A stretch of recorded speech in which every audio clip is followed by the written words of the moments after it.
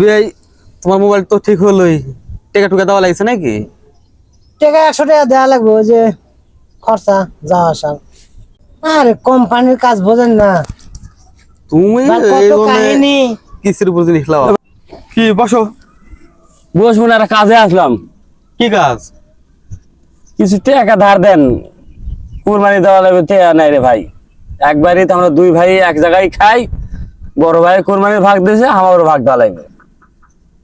তে বড় ভাই ভাগ দিছে, তোমারও দেওয়া লাগবে, এটা বা কেমন কথা?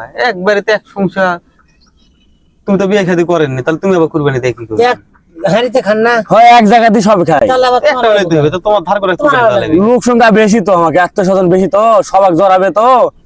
বড় ভাই করতে আমি ভাগ দিতে, তুইও ভাগ দে, কারণ আমার কাছে নাই টাকা। তোমার সামর্থ্য কম, 5 কেজি গোস্ত আরো কিনে আনবেন, নাহলে মুরগি টুরগি আনবেন। কুরবানিতে একটা দিচ্ছি না, 15-20 হাজার টাকা লাগবে। ওইটা আরো আমি ধার দেবো। 20,000 টাকা ধার দিলে আমি কেমনি ঈদ করবো?